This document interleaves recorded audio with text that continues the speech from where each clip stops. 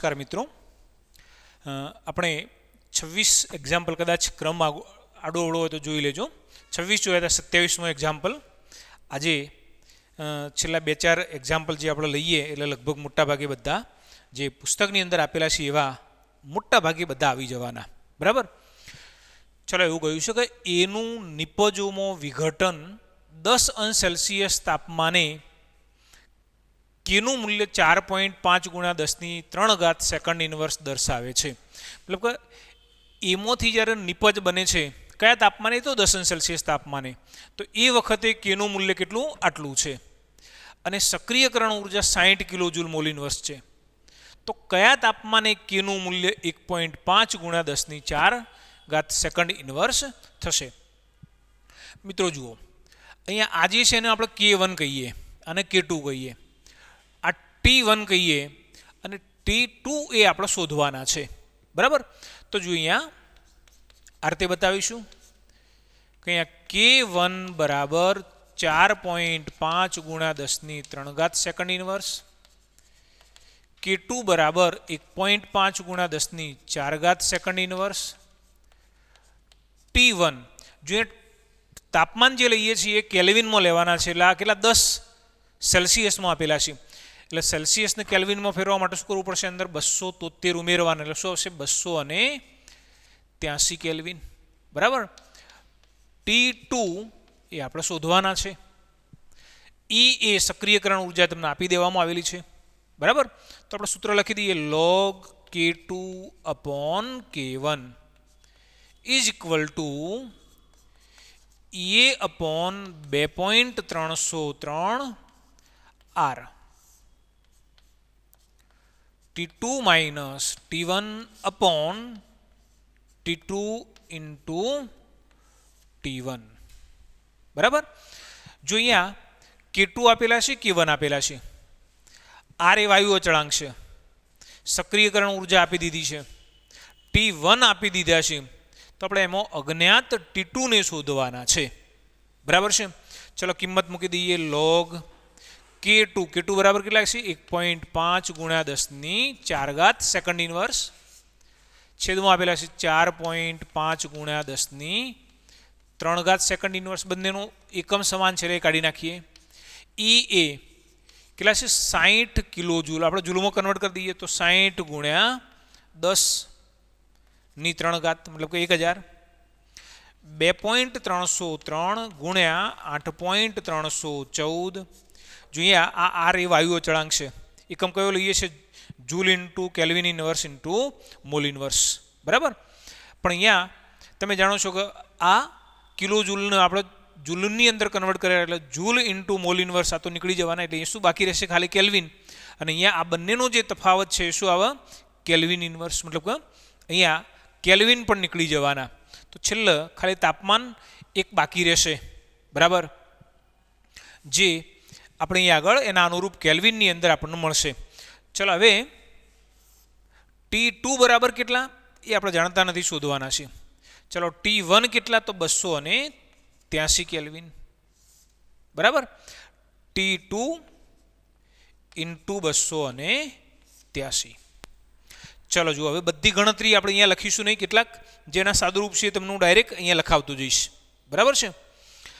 ચલો હવે જુઓ કે અહીંયા 1.5 ગુણ્યા 10⁴ ભાગ્યા 4.5 ગુણ્યા 10⁻³, જો એનું સાદુરૂપ આપીએ તો કેટલું આવશે, 3.333, અને જો એનો લોગ લઈએ તો જે લોગનું મૂલ્ય આવશે કેટલું આવશે, 0.5228, 0.5228। મિત્રો મેં શું કર્યું, જો અહીંયા આ બેનું સાદુરૂપ આપ્યું જે 3.333 મળ્યું, અને એનો લોગ લીધો તો કેટલો મળ્યો, 0.5228 મળ્યો, બરાબર। ચલો હવે શું કરીએ, હવે આ સાથે આપણે આને ગુણી દઈએ, ગુણ્યા 2.303 ગુણ્યા 8.314 ભાગ્યા 60 ગુણ્યા 10⁻³, બરાબર। અહીંયા શું આવશે, T2 માઇનસ 283, બરાબર। આપણે અહીંયા આજે અહીંયા આપેલા છે T2 ઇન્ટુ 283, તો એમાં 283 ને પણ આ બાજુ ગુણી દઈએ એટલે આપણે આ રીતે લખીશું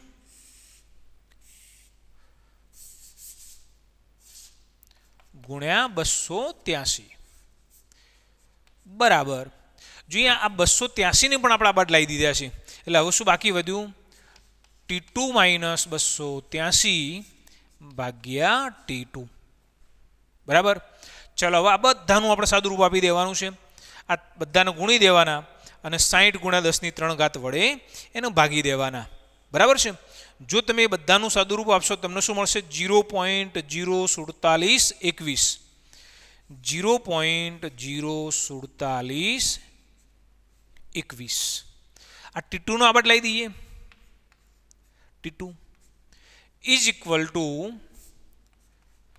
T2 માઇનસ 283 બરાબર ચાલો હવે શું કરીએ આ T2 ને આ બાજુ લઈ દઈએ 283 ના આબાદ લઈએ તો આવું લખીશું કે 283 બરાબર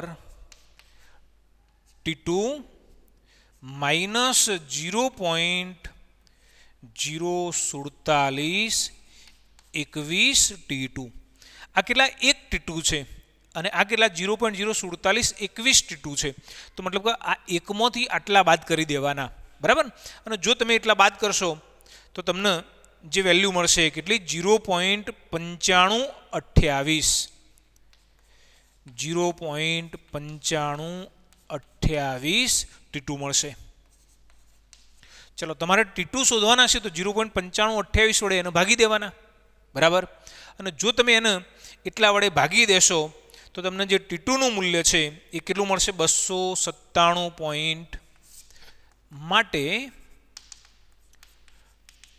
T2 બરાબર 297.02 કેલ્વિન બરાબર ચલો આ તમને જે T2 નું મૂલ્ય આપણને શોધવાનું કહ્યું હતું એ આપણને અહીંયા મળી ગયું મિત્રો યાદ રાખો કે અહીંયા તમને જે તાપમાન આપેલું છે સેલ્સિયસમાં આપેલું છે હવે એમ કહ્યું છે કે કયા તાપમાને કેનું મૂલ્ય આટલું મળશે તો અહીંયા જે તાપમાન શોધવાનું કહ્યું છે એ ખરેખર તો આપણે કયા સેલ્સિયસમાં શોધવું પડે અહીંયા તમને જે મળ્યું એ શેમાં મળ્યું કેલ્વિનમાં મળ્યું બરાબર ને તો આપણે અહીંયા T2 મતલબ કે સેલ્સિયસમાં તાપમાન શોધવું છે તો શું કરી દઈએ 297.02 માઇનસ 273 બરાબર ચલો કેટલા આવશે 0.2 તો ખરા જ 7 માઇનસ 3 એટલે કેટલા આવશે 4 24.02 અંશ સેલ્સિયસ બરાબર તો આપણે અહીંયા બતાવી શકીએ કે 24.02 અંશ સેલ્સિયસ તાપમાને કેનું મૂલ્ય 1.5 ગુણ્યા 10 ની 4 ઘાત સેકન્ડ ઇનવર્સ થશે બરાબર છે 24.02 અંશ સેલ્સિયસ તાપમાને વેગ અચળાંક 1.5 ગુણ્યા 10 ની 4 ઘાત સેકન્ડ ઇનવર્સ થશે નોટ કરી લેજો મિત્રો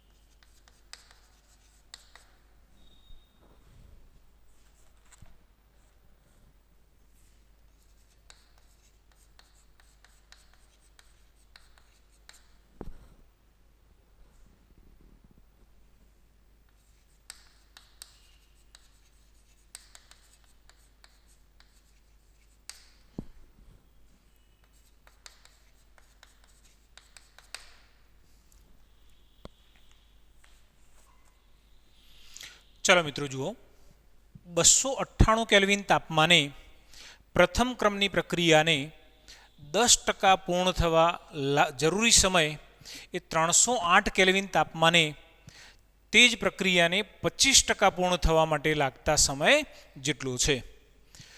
જો એનું મૂલ્ય 4 × 10⁻10 સેકન્ડ ઇન્વર્સ હોય તો 318 કેલ્વિન તાપમાને વેગ અચળાંક કે અને એ મતલબ કે સક્રિયકરણ ઉર્જાનું મૂલ્ય શોધો.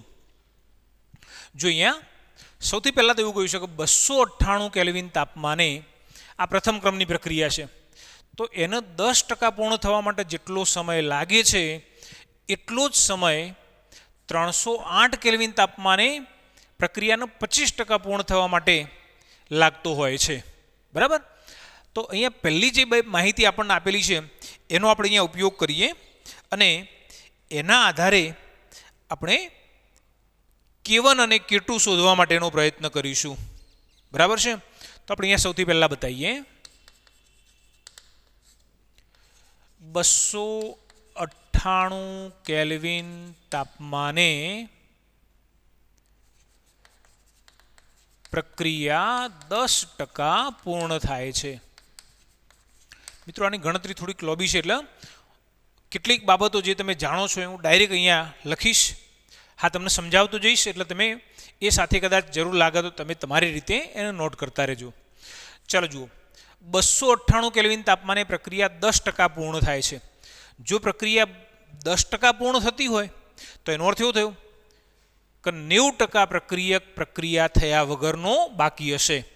તો RT બરાબર કેટલા? 90 અને R0 બરાબર કેટલા? 100. લખતો નથી અહીંયા, તમે સમજી શકો છો. બરાબર. તો આપણે અહીંયા બતાવીએ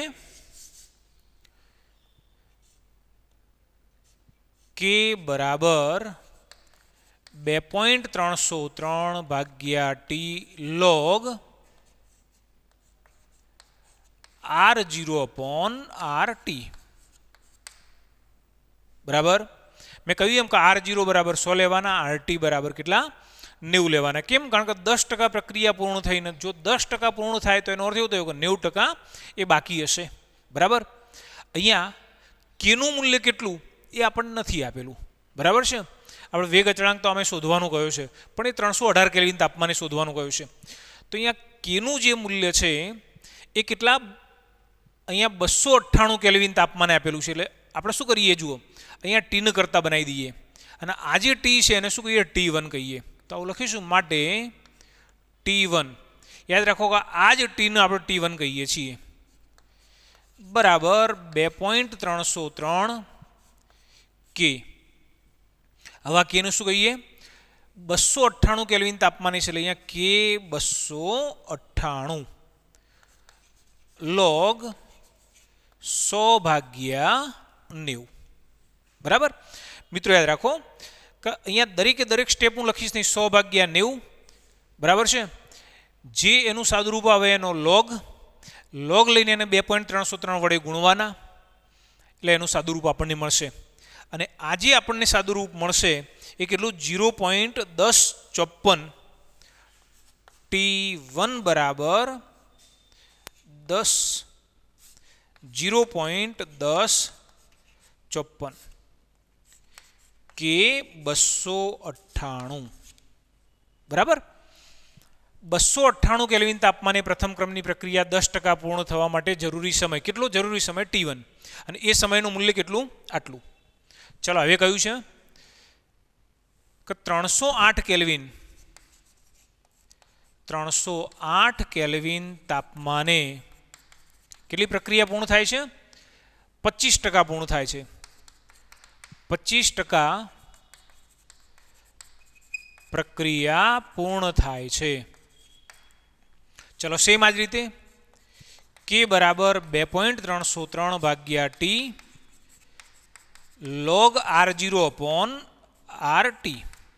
યાદ રાખો કે જો 25% પ્રક્રિયા પૂર્ણ થતી હશે તો અહીંયા કેટલો પ્રક્રિયક બાકી હશે? 75%. તો અહીંયા શું લેવાનું? 100. અહીંયા કેટલા લેવાના? 75. આને કરતા બનાવી દઈએ અને T1 કયા? આને શું કહીએ? T2 કહીએ. T2 બરાબર 2.303/K. જેમ અહીંયા કે માટે શું લખ્યું હતું 298, કેમ તાપમાન 298 હતું, અહીંયા કેટલું છે 308, તો 308 લઈએ ઇન્ટુ log R0 કેટલા 100, RT અહીંયા 25% પ્રક્રિયા પૂર્ણ થઈ એટલે કેટલા 75, બરાબર છે. ચલો મિત્રો યાદ રાખજો કે સેમ એ જ રીતે 100 ભાગ્યા 75 એનો log 2.303 વડે ગુણવાના અને ભાગ્યા કે 308.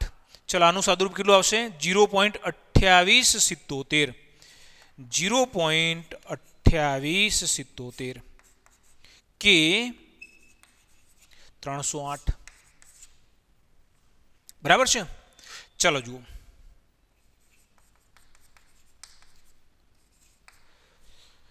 હવે અહીંયા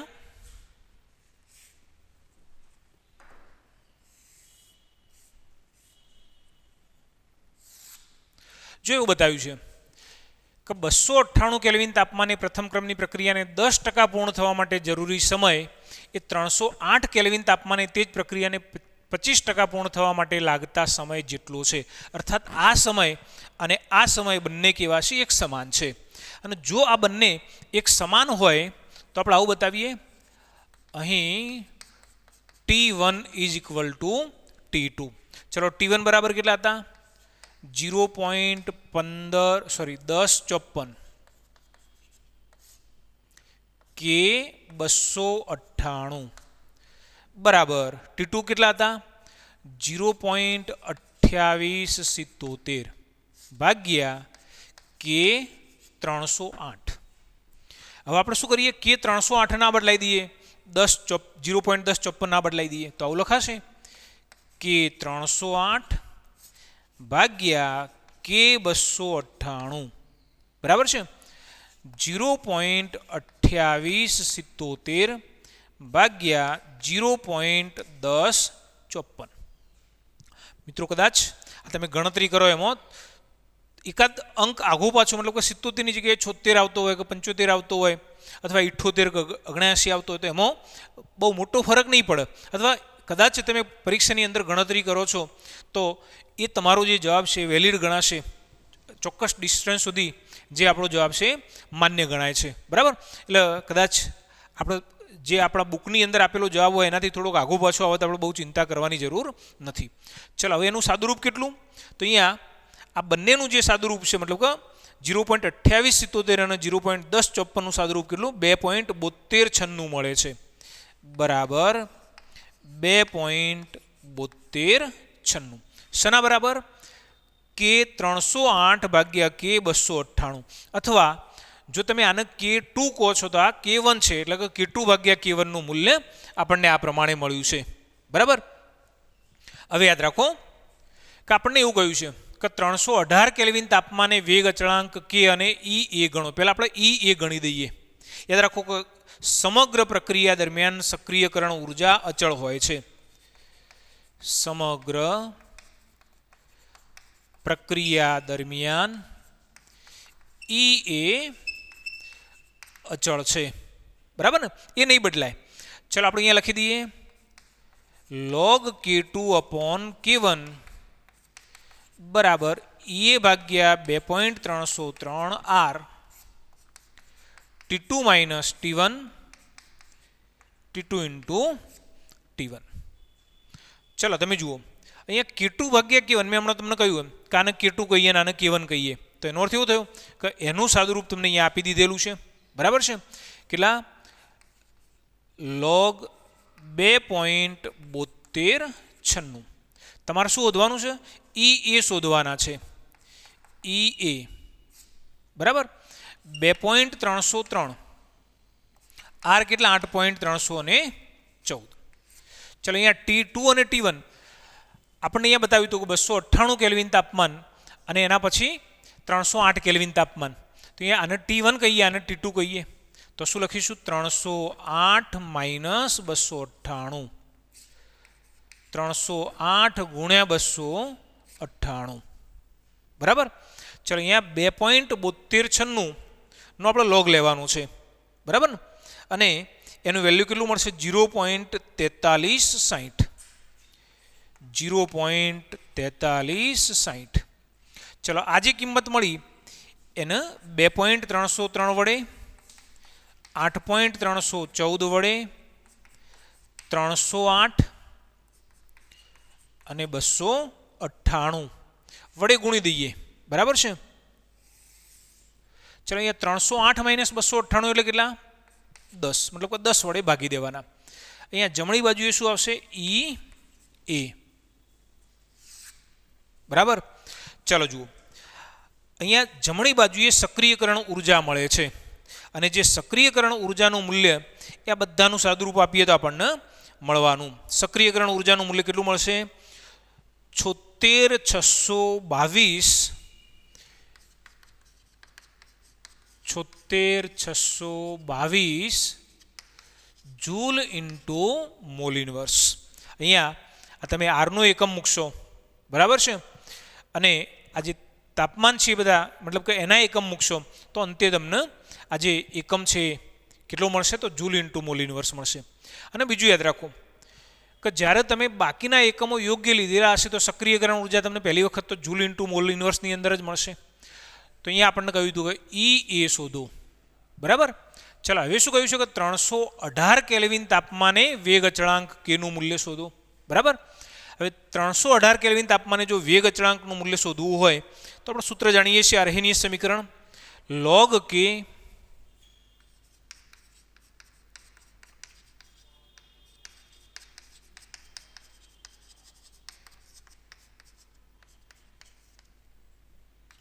સૂત્ર આવતું log k બરાબર log a માઇનસ એ ભાગ્યા 2.303 RT. તમને યાદ છે કે આપણે આવા બે અલગ અલગ K1 અને K2 લેતા હતા તો એના અનુરૂપ T1 અને T2 મળતા હતા. જ્યારે બંને સમીકરણ તમે ભેગા કરતા હતા અથવા તો એની બાદબાકી કરતા હતા તો તમને આ સમીકરણ મળતું હતું. બરાબર છે. આ સમીકરણ આપણને મળતું હતું. આપણે અહીંયા સિંગલ એક જ સમીકરણ લઈએ છીએ તો આપણે આ રીતે લેતા હતા. ચલો અહીંયા તમારે શું શોધવાનું છે? લોગ મતલબ કે શોધવાના છે. તો આપણે પહેલાં log k શોધવા પડશે. log k બરાબર log a. એ એટલા આર્હેનિયસ અચળાંક અને એનું વેલ્યુ તમને આપેલું છે કેટલું? 4 × 10⁴ માઇનસ ઈ એ આપણે અહીંયા શોધ્યા હતા કેટલા? 76,622. 2.303 આર કેટલા? 8.314 અને અહીંયા તાપમાન ટી કેટલું આપેલું છે? 318 ગુણ્યા 318. અહીંયા જગ્યા નથી એટલે મેં નીચે લખ્યા છે. બરાબર. ચલો હવે આનું સાદુરૂપ મેં તમને અગાઉ બતાવેલું છે. આનું સાદુરૂપ કેવી રીતે આપવાનું? આરતી લેવાનું log 4 પ્લસ log 10⁴ સોરી 10 ઘાત છે અહીંયા 10 ઘાત. બરાબર ને? એટલે આરતી લખાશે 10 log 10. આની કિંમત કેટલી થઈ જાય? 1 અને log 4 0 પોઈન્ટ સમથિંગ એનું વેલ્યુ આવશે. તો આ બંનેનો આપણે સરવાળો કરી દેવાનું. બરાબર ને? જો આપણે આ કિંમત મૂકીએ છીએ તો આજે આપણને કિંમત મળશે કેટલી? 10.6021 મળશે.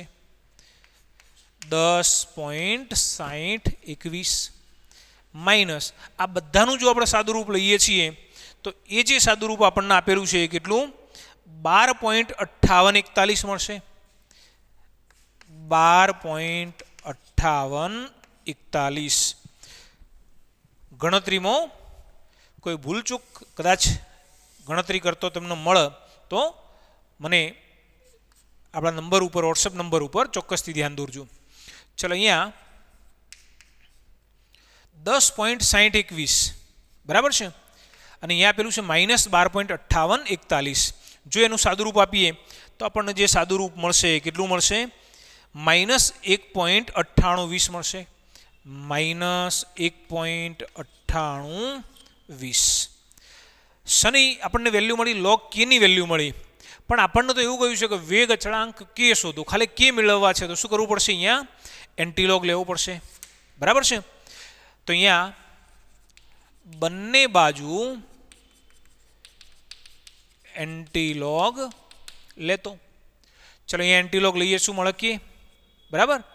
ચલો અહીંયા એન્ટીલોગ તમે જાણો છો કે માઇનસ અને અપૂર્ણાંક સંખ્યાનો એન્ટીલોગ લઈ શકાતો નથી, એટલે આપણે શું કરીએ છીએ, આવું કરીએ છીએ.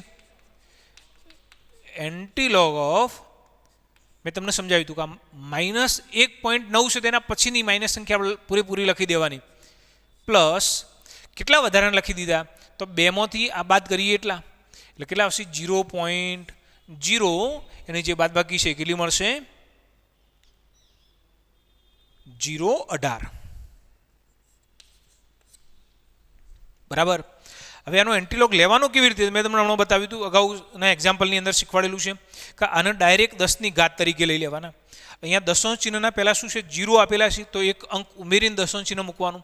તો આપણે એન્ટીલોગ કોનું જોવાનું, એન્ટીલોગ 0.1 મતલબ કે આ 0.1 અને 8નો એન્ટીલોગ જોવાનું.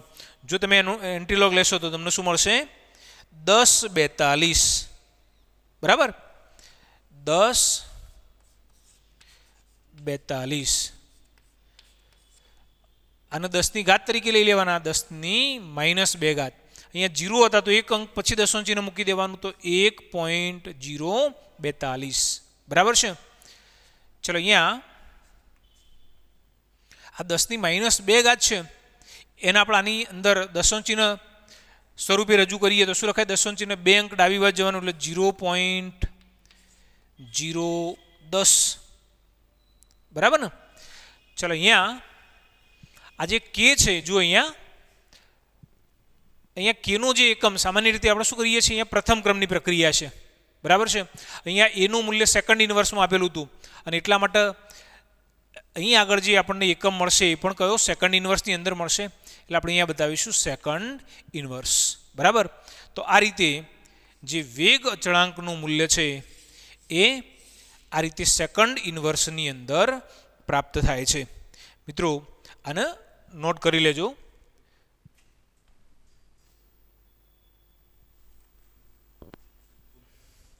એના પછી એક પ્રક્રિયાનો વેગ 293 કેલ્વિનથી 313 કેલ્વિન વધારે, મતલબ કે તાપમાન વધારીએ છીએ. જ્યારે તાપમાન 293 કેલ્વિન હતું એમાંથી 313 કેલ્વિન કરીએ છીએ તો વેગ 4 ગણો થાય છે. પ્રક્રિયાની સક્રિયકરણ ઉર્જા ગણો, એમ ધારીને કે તાપમાન સાથે તે બદલાતી નથી. શું? તો સક્રિયકરણ ઉર્જા એ તાપમાન સાથે બદલાતી નથી. મેં તમને પહેલાં પણ કહ્યું કે કોઈ પણ પ્રક્રિયાની અંદર સક્રિયકરણ ઉર્જા એ હંમેશા અચળ રહે છે, નહીં બદલાય. બરાબર છે. તો આપણે અહીંયા એવું બતાવીએ, T1 બરાબર 293 કેલ્વિન, T2 બરાબર 313 કેલ્વિન. મિત્રો હવે જુઓ, અહીંયા આપણને એવું કહ્યું છે કે એનો વેગ 4 ગણો થાય છે. આપણા તો સમીકરણની અંદર આપણે શું લઈએ છીએ, વેગ અચળાંક લઈએ છીએ, પણ એકચ્યુઅલી તમે શું કહો છો કે વેગ બરાબર k ઇન્ટુ a⁻x. બરાબર ને. આપણે વેગની રજૂઆત આ પ્રમાણે કરીએ છીએ. હવે તમે જુઓ કે અહીંયા આપણને એવું કહ્યું છે કે 293 થી 313 કેલ્વિન તાપમાન, તમે ખાલી તાપમાન વધાર્યું, સાંદ્રતામાં કોઈ ફરક પડતો નથી, સાંદ્રતા બદલાતી નથી. બરાબર છે. હવે તમે જુઓ કે જો અહીંયા વેગ 4 ગણો થતો હોય તો એનો અર્થ એવો થયો કે શું વધતું હશે, વેગ અચળાંક વધતો હશે. એટલે ભલે આપણને એમ કહ્યું કે વેગ એ 4 ગણો થાય છે, પણ ખરેખર તો શું, ક્યારે વેગ 4 ગણો થાય કે જ્યારે વેગ અચળાંક 4 ગણો થતો હોય ત્યારે. માટે k1 બરાબર x, કેટલું મૂલ્ય જાણતા નથી એટલે x, તો k2 બરાબર કેટલા, 4x. બરાબર. ચાલો હવે શું કરીએ, સૂત્ર મૂકી દઈએ, log k2 upon k1 is equal to a upon 2.303 into r t2 minus t1 upon t2 into t1. બરાબર. ચાલો અહીંયા k2 કેટલા આપેલા છે, 4x, k1 બરાબર કેટલા, x. એ આપણે શોધવાના છે, 2.303, r કેટલા, 8.314. ચલો T2 313 માઇનસ 293 ભાગ્યા 313 ગુણ્યા 293. 93 બરાબર. ચલો અહીંયા એક્સ અને એક્સ જતા રહેશે. શું બાકી વધ્યું? ખાલી log 4 બાકી વધ્યા. અહીંયા log 4 ની વેલ્યુ કેટલી? 0.6021. મિત્રો યાદ રાખો કે તમને અહીંયા શું શોધવાનું કહ્યું છે? સક્રિયકરણ ઉર્જા શોધવાની કહી છે. એ શોધવાના કયા છે? તો આપણે એને કરતા બનાવવાના. ગુણ્યા 2.303 ગુણ્યા 8.314 ગુણ્યા 313 ગુણ્યા 293. હવે અહીંયા બાકી શું વધ્યું? તો એક બાકી વધ્યા, આ બંનેનો તફાવત બાકી રહ્યો. તો અહીંયા તફાવત કેટલો આવશે? 313 માઇનસ 293 એટલે કેટલા? 20 બરાબર ઈ એ. બરાબર છે. ચલો જો અહીંયા એનું મૂલ્ય એનું સાદુરૂપ આપવાથી આપણને પ્રાપ્ત થશે અને આ મૂલ્ય 52,863 52,863.2 જૂલ ઇન્ટુ મોલ ઇન્વર્સ છે. બરાબર. જો એને કિલો જૂલની અંદર કન્વર્ટ કરવું છે તો શું કરવાનું? 1000 વડે ભાગી દેવાના. બરાબર. તો આપણે આરતી પણ લખી શકીએ કે 52.86 કિલો જૂલ મોલ ઇન્વર્સ. બરાબર છે. તો આ જે આપણને મળ્યું એ શું કહેવાય? એની સક્રિયકરણ ઉર્જા મળી છે, જે આપણને અહીંયા શોધવાની કહી હતી. બરાબર છે. તો આ રીતે આપણે સક્રિયકરણ ઉર્જા શોધીએ છીએ. નોટ કરી લેજો.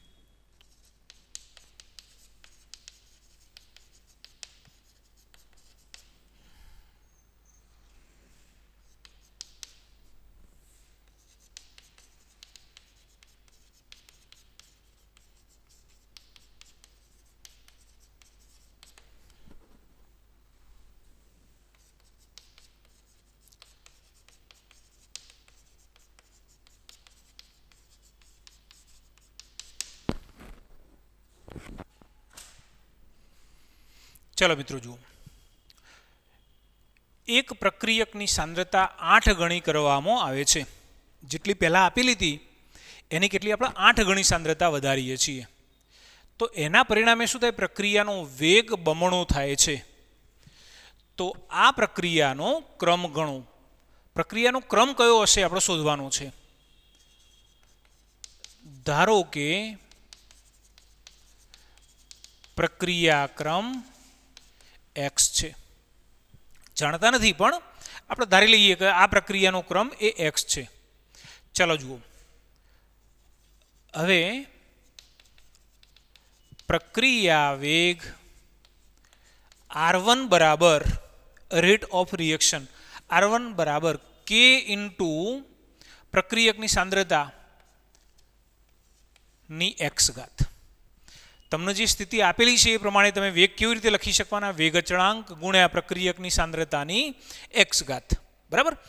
અહીંયા x ઘાત એ પ્રક્રિયાનો ક્રમ છે. તમે જાણો છો કે વેગની રજૂઆતમાં પ્રક્રિયકની સાંદ્રતાની જે ઘાતાંક છે એને આપણે શું કહીએ છીએ? પ્રક્રિયાનો ક્રમ કહીએ છીએ. ચાલો, હવે શું કહ્યું છે કે સાંદ્રતાને 8 ગણી કરવામાં આવે છે. હવે સાંદ્રતાને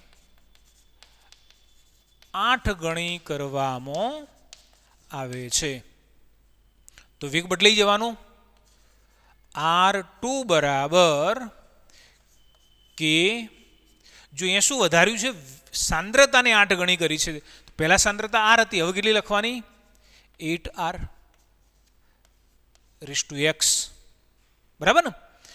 ચલો, હવે તમે જુઓ કે આપણે બંનેની તુલના કરવી છે. અહીંયા કહ્યું છે કે જ્યારે પહેલી જે સાંદ્રતા હતી એના પછી સાંદ્રતા જ્યારે 8 ગણી કરી તો વેગ કેટલો થયો? બમણો થયો છે. મતલબ કે R2 નું મૂલ્ય એ R1 કરતો ડબલ થાય છે.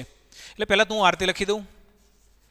R2 બરાબર, જો 8 ની x ઘાત અને R ની પણ x ઘાત, એટલે હું આને અલગ કરી દઉં. 8 ની એક્સ ઘાત ઇન્ટુ ચલો અહીંયા એક્સ. પણ આને આપણે શું કહીએ છીએ? આને શું કહેવાના? R1 તરીકે ઓળખીએ છીએ. બરાબર છે. આ જે મૂલ્ય છે K into R raise to X એને આપણે શું કહીએ છીએ? આપણે R1 તરીકે ઓળખીએ છીએ. તો અહીંયા લખી દઉં R2 બરાબર 8 race to x into R1. બરાબર છે. આપણે આ રીતે દર્શાવીએ છીએ. ચલો હવે તમે જુઓ કે અહીંયા આપણને એવું કહ્યું છે કે જ્યારે સાંદ્રતાને 8 ગણી કરવામાં આવે ત્યારે પ્રક્રિયાનો વેગ બમણો થાય છે. હું આ રીતે બતાવું. પરંતુ સાંદ્રતા 8 ગણી કરતો વેગ બમણો થાય છે. અર્થાત R2 બરાબર 2R1. બરાબર ને? આપણે આવું બતાવીએ છીએ કે જે R2 નું મૂલ્ય છે એ કેટલું?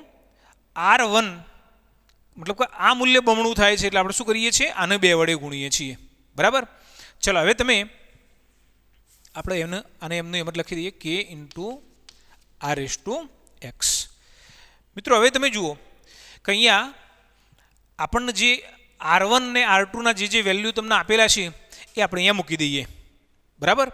ચલો અહીંયા શું લખેલું છે? R2 બરાબર, જો R2 બરાબર લખ્યું છે 8 ની એક્સ ઘાત into K into R raise to X 2 into R1 બરાબર શું આપેલું છે? K into R raise to X. ચલો આની અંદરથી આ બંને સરખા જેટલા પદો છે એને આપણે શું કરી દઈએ? કાઢી નાખીએ, દૂર કરી દઈએ. બરાબર. ચલો હવે શું બાકી વધ્યું? હવે જો આટલો ભાગ બાકી વધ્યો 8 ની એક્સ ઘાત અને અહીંયા આગળ 2 બાકી વધ્યા. બરાબર. તમારી જાણ સારું અહીંયા 2 ની કેટલી ઘાત છે? 1 ઘાત છે. તો એનો અર્થ એવું થયો કે આ બંને સરખા ક્યારે થાય? તો અહીંયા આપણે અહીંયા આગળ સરખા બનાવવા માટે અહીંયા પણ 2 હોવા જોઈએ. બરાબર છે. તો હવે તમે જુઓ અહીંયા એક્સ તરીકે એવું મૂલ્ય લખીએ કે જેથી કરીને આ બાજુ પણ 2 થઈ જાય ને આ બાજુ પણ 2 થઈ જાય. તો હું 8 ની જગ્યાએ આવું લખી દઉં 2 ની 3 ઘાત. બરાબર. અહીંયા શું લખ્યું છે? એક્સ લખ્યા છે 2 ની 1 ઘાત. મિત્રો યાદ રાખો કે હવે જો મારે અહીંયા બંને બાજુને સરખી બનાવવી છે તો અહીંયા આધારમાં તો 2 માં 2 આપેલા જ છે.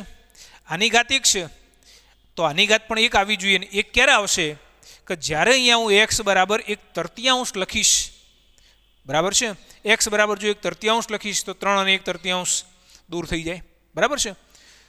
તો 2 ની 3 ઘાત 1/3 2:1. બરાબર. એટલે આ બંને ઉડી જાય.